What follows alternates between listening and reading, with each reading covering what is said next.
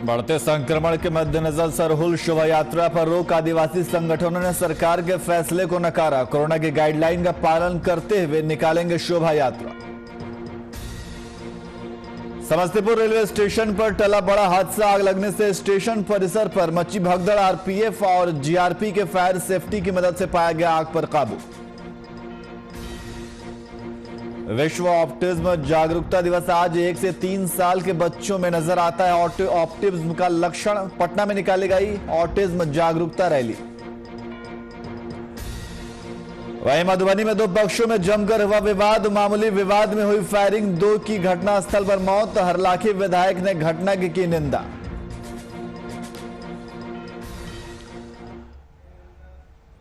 नमस्कार, मैं नियाज खान और आप देख रहे हैं वीआईपी न्यूज। अब सीधे रुख करते हैं खबरों की ओर। मधुबनी जिले के बेनीपट्टी मोहम्मदपुर गांव में होली के दिन तालाब में मछली मारने को लेकर विवाद हुआ।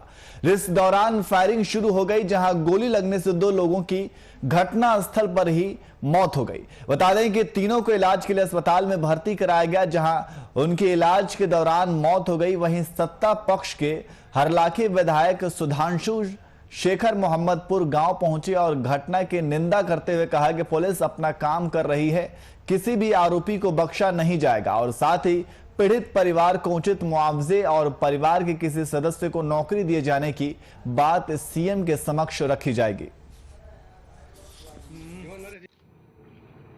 मैं उस परिवार को सांत्वना देता हूं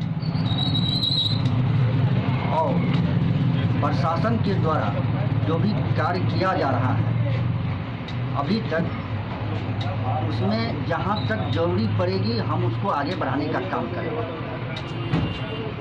और हमारे लोगों का कहना है, जो हम घटना स्थल पर गए थे, उनके परिवार के छोटे छोटे बच्चे हैं, उस बच्चे को कुछ मुआवजा मिले बिहार सरकार के द्वारा, उनके घर में सरकारी नौकरी हो, ये सभी प्रावधान मिलना चाहिए।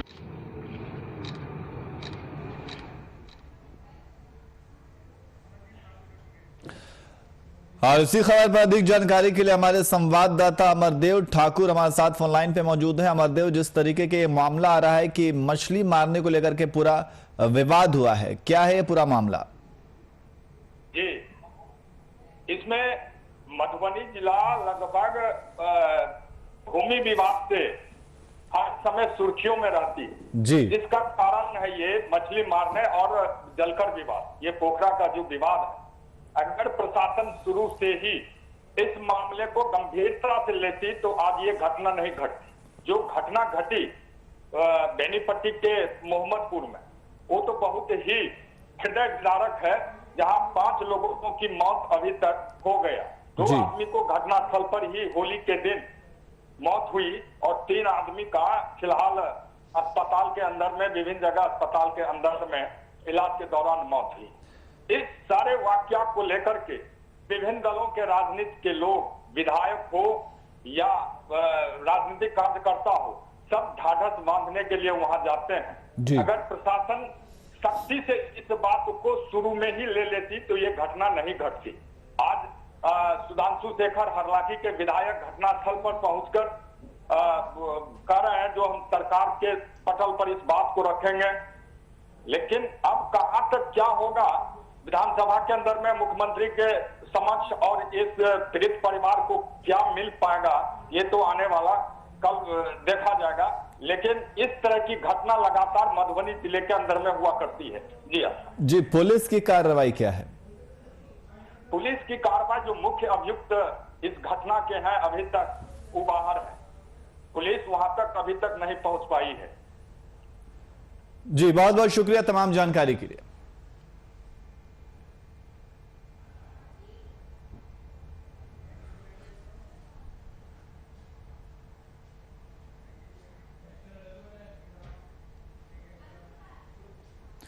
वहीं विश्व ऑटिज्म दिवस पर पटना में दिव्यांग जन सशक्तिकरण निदेशालय और सक्षम समाज कल्याण विभाग ने जागरूकता रैली का आयोजन किया है। बता दें कि इस रैली का आयोजन लोगों को जागरूकता फैलाने के लिए किया गया, जिसमें लोगों को ऑटिज्म से ग्रसित बच्चे के सही इलाज का उपाय बताया गया। दरअसल ये रैली राजभवन से आयोजित की गई, जिसमें समाज कल्याण मंत्री मदन साहनी समेत समाज कल्याण विभाग के अधिकारी और कर्मचारियों ने हिस्सा लिया।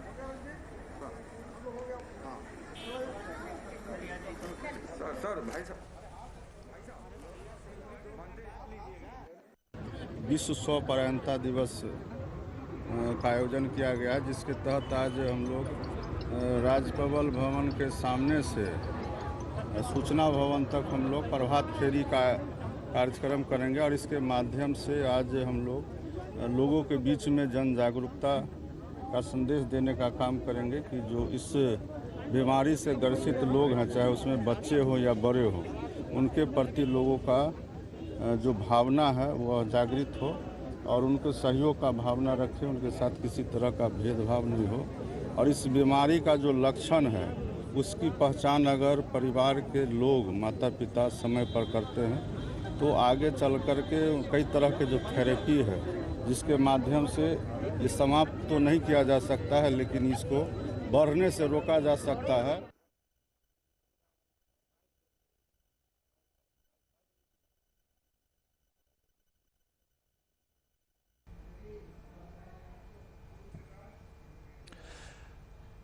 और इसी खबर पर अधिक जानकारी के लिए हमारे संवाददाता अनुप्रकाश हमारे साथ फोन लाइन पे मौजूद हैं। अनुप्रकाश, जिस तरीके से आज विश्व भर में ऑटिज्म जागरूकता दिवस आज मनाया जा रहा है। जी नहीं, आपको बता दें कि इस संयुक्त राष्ट्र महासभा ने विश्व ऑटिज्म जागरूकता दिवस की घोषणा जो है वो 2 अप्रैल 2007 को की थी। और जो है आपको इसे हर एक वर्ष 2 अप्रैल को मनाया जाता है, जिसको लेकर आज जो है पटना के राजभवन से लेकर और सूचना भवन तक इसकी यात्रा जागरूकता अभियान निकाला जाएगा, जिसको लेकर आज समाज कल्याण के मंत्री मदन साहनी ने इस जागरूकता अभियान को लेकर सभी के साथ मिलकर उन्होंने जागरूकता रैली निकाली और साथ में उन्होंने ये भी बोला कि जिस तरह से इस बीमारी का जो लक्षण जो है, इसको अगर समय पर परिवार के सदस्य जो है वो देख ले तो बच्चों को इससे इसकी जो बीमारी है वो जल्द समय पर पता चल जाएगा और इसका थेरेपी जो है वो सही ढंग से हो तो जो इस इलाज को तो खत्म नहीं किया जा सकता, लेकिन इसे बढ़ने से रोका जा सकता है और इस बीमारी का जो इलाज है वो सही ढंग से सही समय पे हो जाएगा। जी अनुप्रकाश, जैसा आपने बताया कि इसके सिम्टम्स जो होते हैं अगर उसको लेकर के सावधानी बरती जाए तो इस बीमारी से बचा जा सकता है, तो इसके क्या लक्षण क्या होते हैं, क्या सिम्टम्स होते हैं? जैसे कि जो भी बच्चे होते हैं जन्म के समय से लेकर 3 साल तक इसके जो लक्षण होते हैं वो आपको मानसिक रोग या मस्तिष्क में विकास के दौरान होने वाला विकार, जिसके लक्षण जन्म से या बाल्य व्यवस्था प्रथम 3 वर्षों में है जी, इसे नजर आ जाती है। जी बहुत बहुत शुक्रिया तमाम जानकारी के लिए।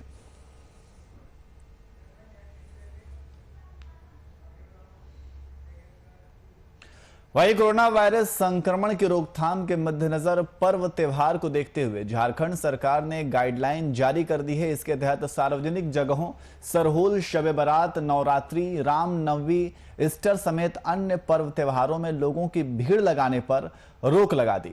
वहीं 1 दर्जन से अधिक आदिवासी संगठनों ने सरकार के फैसले को नकारते हुए सरहुल शोभा यात्रा निकालने का निर्णय लिया, जिसकी अध्यक्षता डॉक्टर कर्मा उरांव ने की, जहां उन्होंने कहा कि सरहुल आदिवासियों का त्योहार है, इसलिए कोरोना गाइडलाइन का पालन करते हुए दिन में पूजा और दोपहर के बाद शोभा यात्रा निकाली जाएगी।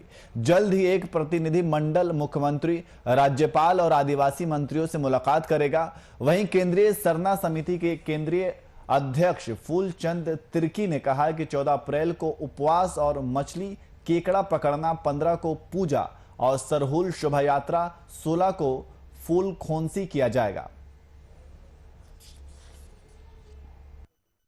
आज सरहुल पूजा महोत्सव 2021 को लेकर विभिन्न आदिवासी संगठन के लोग तेतरटोली सरना स्थल बरियातू मोरहाबादी में बैठक का आयोजन किया गया है, जिसमें सरकार का जो सरहुल पर्व को लेकर जो निर्देश दिया गया था कि इस बार सरहुल पूजा कोरोना को लेकर नहीं मनाया जाएगा, तो इसको नकारते हुए सर्वसम्मति से यह निर्णय लिया कि आदिवासी संगठन के लोग कि 15 अप्रैल 2021 को भव्य रूप से सरहुल शोभा यात्रा का आयोजन होगा, क्योंकि आदिवासियों में सरहुल पर्व का एक अलग ही महत्व है।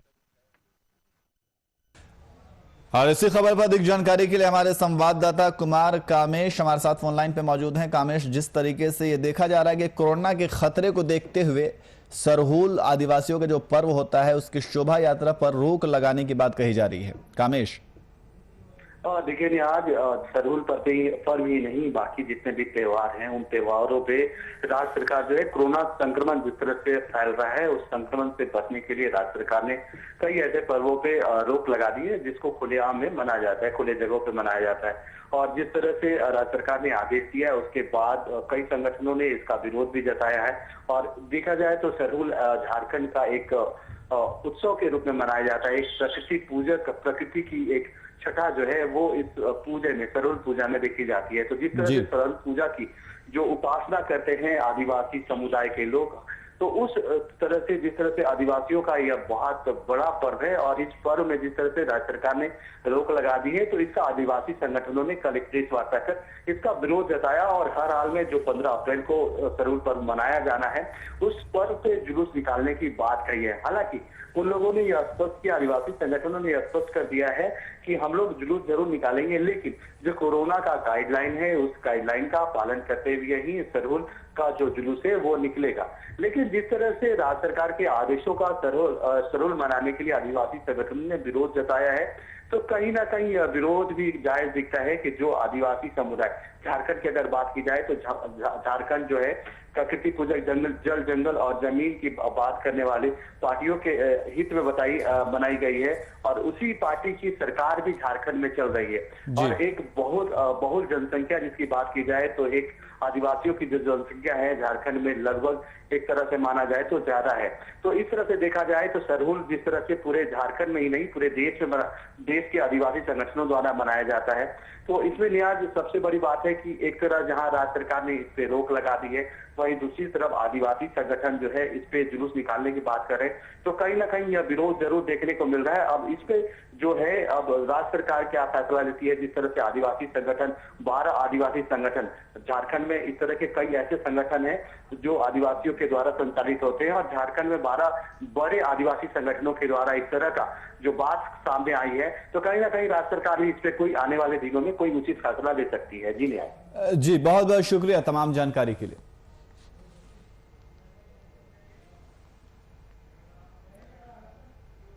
वहीं बिहार के समस्तीपुर रेलवे जंक्शन पर एक बड़ा रेल हादसा टल गया जब स्टेशन पर खड़ी डिब्रूगढ़ राजधानी एक्सप्रेस दी बर्निंग ट्रेन बनने से बाल बाल बच गई।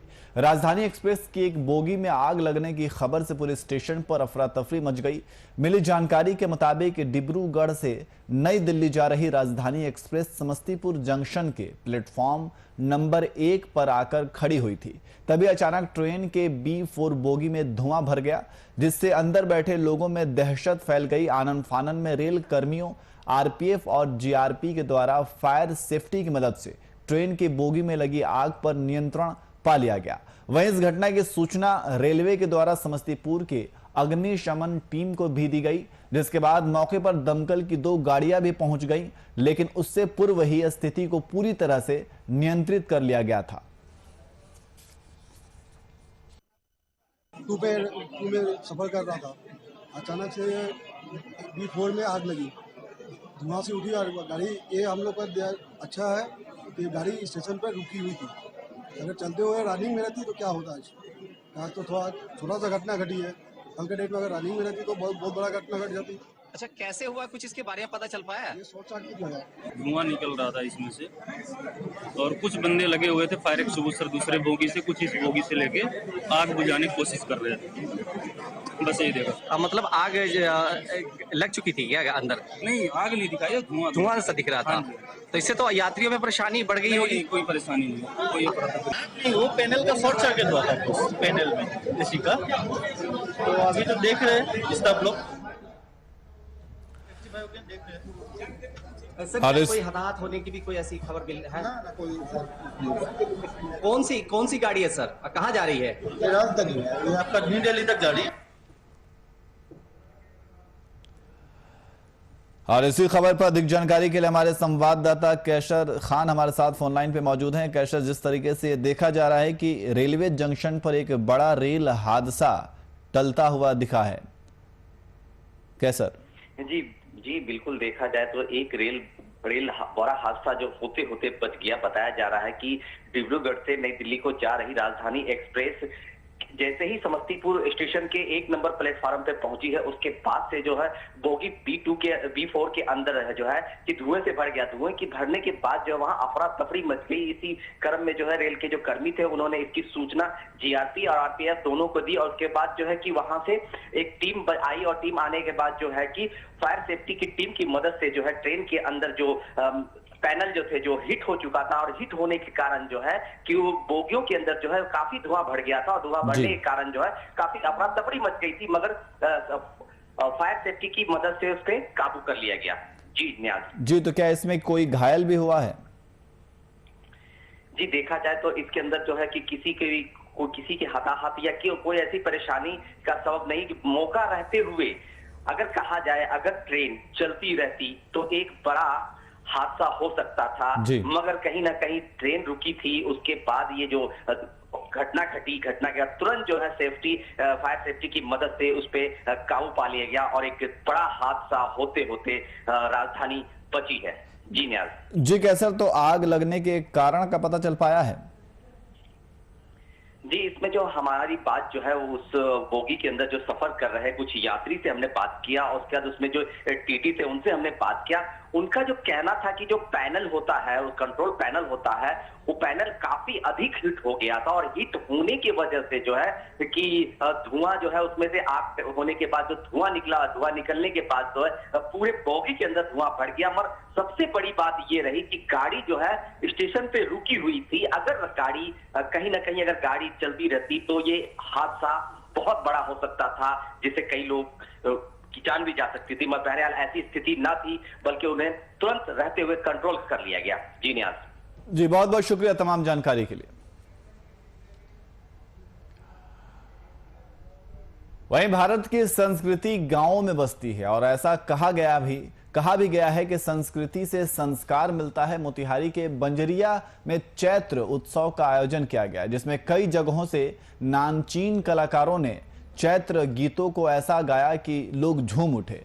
बता दें कि बंजरिया प्रखंड के प्रमुख ललन चौधरी के नेतृत्व में इस कार्यक्रम का आयोजन किया गया है, जिसमें लोग देर रात्रि तक चैत्र गानों का लुत्फ उठाए। इस कार्यक्रम में लोगों को सोशल डिस्टेंसिंग का पालन किया।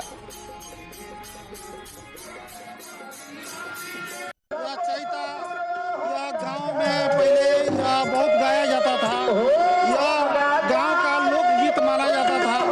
आज यह धीरे धीरे विलुप्त हो रहा है, इसको हम लोग जिंदा करने का मेरा प्रयास है। ऐसा भी हिंदी के मासिक महीना के अनुसार नया साल का शुरुआत है। इसे लोग में एक नया उत्सव है, नया उत्सव लोग चैत्र मनाते हैं। वहीं पूर्वी चंपारण जिला में इन दिनों एक ऑडियो वायरल हो रहा है। ये ऑडियो 2 मिनट 36 सेकंड का है। दरअसल ये ऑडियो LIC के मोतिहारी ब्रांच के मुख्य प्रबंधक और अपने पिता का डेथ क्लेम लेने के लिए आवेदन का पूरा मामला है। वायरल ऑडियो में बीमा धारक के मौत के बाद नॉमिनी को मिलने वाली बीमा राशि में 2 लाख रुपया रिश्वत की मांग मुख्य प्रबंधक कर रहे हैं। वहीं पूछताछ पर प्रबंधक उमेश चंद्र तिवारी मामले में अपनी आवाज से इनकार कर रहे हैं, लेकिन डेथ क्लेम पाने वाले व्यक्ति से बातचीत करने की बात को वह स्वीकार भी करते हैं। चैनल इस वायरल ऑडियो की पुष्टि नहीं करता है। मैंने कोई डिमांड नहीं की, और मेरा ऐसा कोई वायरल मैंने किस तरह से कोई बात नहीं की है। और मैंने जो क्लेम की इंक्वायरी की उसमें जो सही तथ्य मुझे मिले मैंने वही रिपोर्ट किया है, और वो सब चीज़ें राइटिंग में अवेलेबल हैं, उसको वेरीफाई किया जा सकता है। मैंने इस तरह की कोई डिमांड नहीं की, और ना ही LIC में इस तरह का कुछ होता है। किस तरह के बड़े अमाउंट की बात हो रही है इसमें? और मुझे नहीं मालूम, मैंने उससे क्लेमेंट से सिर्फ गांव का एड्रेस लेने के लिए फ़ोन किया था और कोई फ़ोन नहीं किया था मैंने। आप अगला व्यक्ति का जो आवाज़ है उससे आप बात किए? मैंने उस क्लेमेंट से बात किया है, आवाज़ किसकी है मुझे नहीं मालूम है। मैंने क्लेमेंट को फ़ोन किया था, उसके गांव का एड्रेस लेने के लिए फ़ोन किया था। जी सर, वो ऑडियो जो वायरल हो रहा है वो हमारे मुख्य प्रबंधक श्री उमेश चंद्र तिवारी जी का आवाज़ है। इसकी सत्यता हम लोग 100% कहते हैं कि उन्हीं की आवाज़ है, और वो जो है आवाज़ में कहीं भी किसी तरह की लेकिन नहीं है, उन्हीं का आवाज़ है। क्या कह रहा है कि नहीं है मेरी आवाज़ नहीं? कहने से थोड़े वॉइस सैंपलिंग होगा, जांच होगा। क्या शोषण होता है क्या? बिल्कुल सर, ये तो कहते हैं कि हाँ, हम जिस ब्रांच में भी जहाँ कहीं भी रहे हैं वहाँ अभिकर्ता को टर्मिनेट किया, और हमारे ब्रांच के भी एक अभिकर्ता विनय कृष्ण को टर्मिनेट कर दिया गया। खूब शोषण होता है, लगातार शोषण होता है। ओपन पैसा का लेन देन इस ब्रांच में चल रहा है चीफ मैनेजर के द्वारा, श्री उमेश चंद्र तिवारी। आप लोग विरोध क्यों नहीं करते? लगातार हम लोग विरोध करते हैं, तो इनका ये कहना है टर्मिनेट करा देंगे, टर्मिनेट कर देंगे, हटा हटा देंगे, हम देख लेंगे। हम तो तेजाब, ऐसा तेजाब है जो पेड़ के नीचे डाल के पेड़ सुखाया जाता है। इनका यही स्टेटमेंट रहता है। इसके पहले भी इन पे आरोप लगा था ना? बहुत आरोप। वहीं मुजफ्फरपुर के तरसन गांव में हिंसक झड़प का मामला सामने आया है, जिसका वीडियो खूब वायरल हो रहा है। दरअसल ये वीडियो पुलिस पर हमला मामले का है। बेकाबू भीड़ पुलिस को हरवे हथियार से लैस होकर दौड़ रही है और पुलिस जान बचाने के लिए भाग रही है। बता दें कि अपनी सुरक्षा के लिए पुलिस वाले हवाई फायरिंग भी कर रहे हैं, लेकिन इसका कोई असर नहीं पड़ रहा है। वीडियो बीते मंगलवार का बताया जा रहा है, जहां एक ही समुदाय के दो पक्षों के बीच हिंसक झड़प हो गई, जिसमें 4 पुलिसकर्मी जख्मी हो गए, जिसके आरोप में पुलिस ने अब तक 16 लोगों को हिरासत में भी लिया है और अन्य की गिरफ्तारी के लिए पुलिस छापेमारी कर रही है। इस वीडियो को देख करके हम लोग और जांच पड़ताल में तेज़ी हो गई है। पता लगा रहे हैं कि इस समय का है, कहाँ का है और कब का ये वीडियो है, इसी से रिलेटेड है या नहीं है, इस पर भी जांच चल रही है। जो नेचर है वीडियो का, मूड है, वो तो बहुत वायलेंट है ना। हाँ, उस पर तो दिख रहा है कि पुलिस को खदेड़ा जा रहा है। स्पॉट भी लगभग, जो हम लोग भी गए थे तो स्पॉट भी वहाँ का दिख रहा है। ऐसा लग हाँ, रहा है उस वीडियो की जाँच चल रही है कि कब का वीडियो है, किस समय का है। वहीं बिहार में अब हर दिन कोरोना के मामले बढ़ रहे हैं। बीते 24 घंटे में कोरोना के 488 नए मामले सामने आए हैं। इनमें सबसे ज्यादा मामले राजधानी पटना में है। पटना में कोरोना के नए मरीजों की संख्या 174 हो गई है। इससे पहले बुधवार और मंगलवार को बिहार में कोरोना के 259 और 239 नए केस मिले थे। पटना में भी बुधवार को 78 नए मामले मिले थे, जबकि मंगलवार को 106 नए पॉजिटिव मामले सामने आए थे। अब बिहार में कुल एक्टिव मामलों की संख्या 1907 हो गई है। बुधवार को यह 1579 थी। ताजा आंकड़ों के अनुसार पटना में कुल 174 नए केस मिले हैं। पटना के बाद समस्तीपुर में 56 और गया में 19 केस मिले हैं।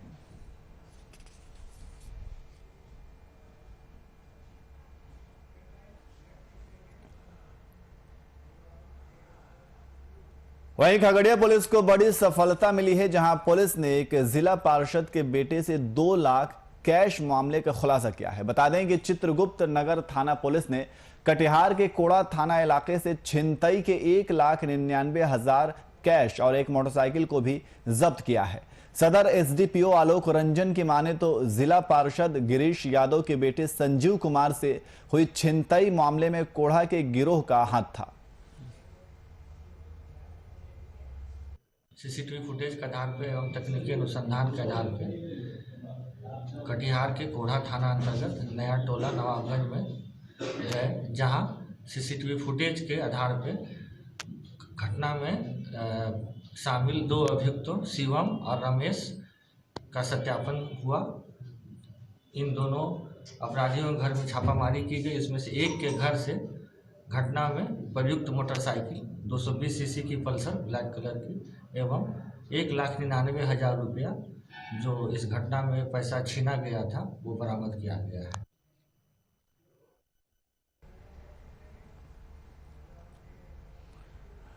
वहीं बेगूसराय के विनय हुंडई शोरूम में अचानक आग लग गई। आग लगने से काफी देर तक शोरूम में अफरा तफरी का माहौल बना रहा। मिली जानकारी के अनुसार शॉर्ट सर्किट की वजह से आग लगने का कारण बताया जा रहा है। दरअसल ये पूरी घटना 0 माइल थाना क्षेत्र के पपौर स्थित विनय हुंडई शोरूम की है। हुंडई शोरूम को बंद कर सभी स्टाफ अपने घर चले गए थे। मौके पर पहुंचे शोरूम के मालिक ने मामले की जानकारी बरौनी थाना को दी।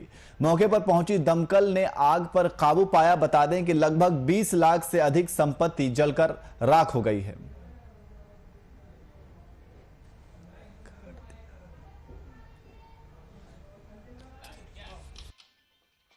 फोन से सूचना मिला कि विनय हुंडई में आग लगा। हाँ फायर ब्रिगेड को फोन किया गया तो उसी के तत्परता से जल्दी आग बुझ गया। तो नहीं, अगर नहीं समय पे आते तो बहुत बड़ा ये सारा। अच्छा, क्या लग रहा है, कितने का अनुमान लगाया जा रहा है, कितने की क्षति हुआ अभी तो अंधेरा, अभी कुछ नहीं कहा जा सकता। मतलब जला है कुछ, जला किसी आदमी का हताहत होने का कुछ?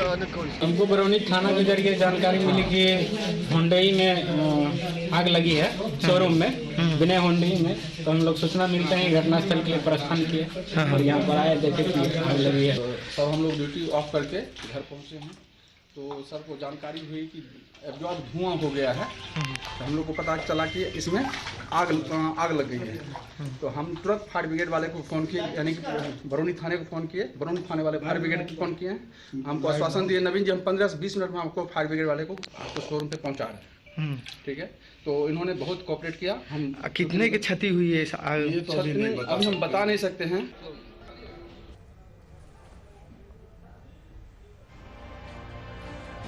और पटना से इस वक्त बड़ी खबर आ रही है। आपको बता दें कि नवादा में जहरीली शराब से बीमार होने से एक की मौत। पटना से इस वक्त की बड़ी खबर आपको बता रहे हैं, जहां जहरीली शराब पीने से एक की मौत हो गई है। क्लिनिकल डायग्नोस्टिक जांच में शराब पीने की नहीं हुई पुष्टि।